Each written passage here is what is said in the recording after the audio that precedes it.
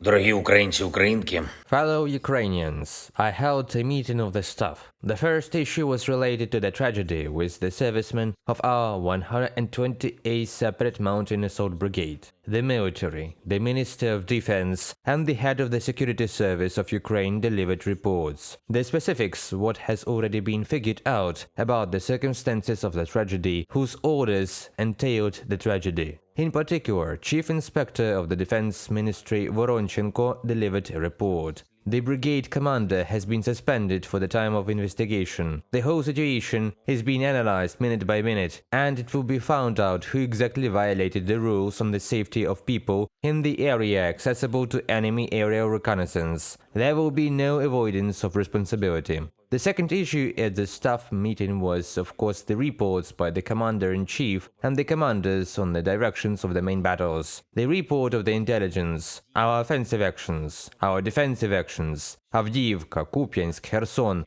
are the main focal points today, and our operations in the Black Sea. By the way, I thank everyone who ensured the successful targeting of the Russian warship at the Kerch shipyard. This is significant. Another source of Russian terror against Ukraine has been eliminated. The Ministry of Strategic Industries and the Ministry of Defense reported on the supply of weapons and equipment to our brigades, the dynamics of defense production in Ukraine, and the fulfillment of contracts and agreements with partners. I am grateful to all our friends in the world who help Ukraine with reliable, long-term support that strengthens us strategically. We are preparing for international events in November. Today I held a meeting with the team regarding the meetings and negotiations that have been already scheduled. We expect new political activities with the European Union and many other partners in the world, in particular regarding Ukraine's global role as a guarantor of food security. The relevant details will be announced in the near future. And one more thing, a very important one. Russia struck at Odessa again, with missiles and Shaheds. Some of them were shot down. There were also hits. It was a difficult night for Odessa. Constant attacks on Kherson region, Donetsk and Kharkiv regions. There was an air raid alert across the whole country. Everyone should remember what is most important in Ukraine right now. The enemy is insane, and it is powerful. And it wants to destroy Ukraine, just as it has always wanted to. Now everyone should think about defending our country. We need to pull ourselves together, avoid unwinding and splitting up into disputes or other priorities. The situation is the same now as it was before. If there is no victory, there will be no country.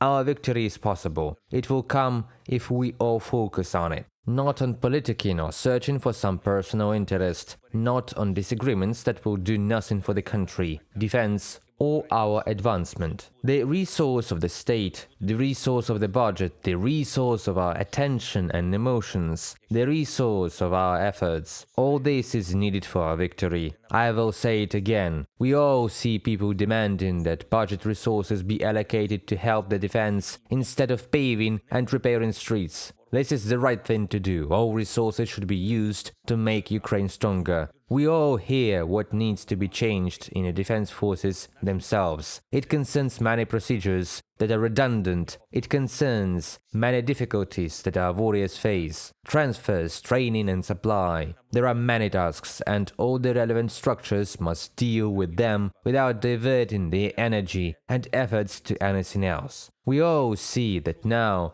is not the time for grand celebrations or other brazen sins in the rear, which are unacceptable in times of war, and even more so when the army, when all our defense forces live with completely different emotions. Pain, battles, losses, but also achievements. Achievements for Ukraine. And we all understand now, in wartime, when there are so many challenges, it is absolutely irresponsible to throw the topic of elections into society in a light-hearted and playful way. I expect all relevant structures and authorities to provide concrete solutions to the challenges that our country is facing today. This applies to the civilian authorities, the military element of the state, the government officials, the Verkhovna Rada of Ukraine, the Security Service of Ukraine and other law enforcement agencies. It also means that the state needs to be much more focused on defense. Everyone in the state, and especially at the regional level, in the rear cities that have the resources to help and support. This also applies to ensuring that tragedies like the one that happened to the servicemen of the 128th Brigade never happen again, and to the changes our soldiers and commanders expect, especially the guys who were mobilized.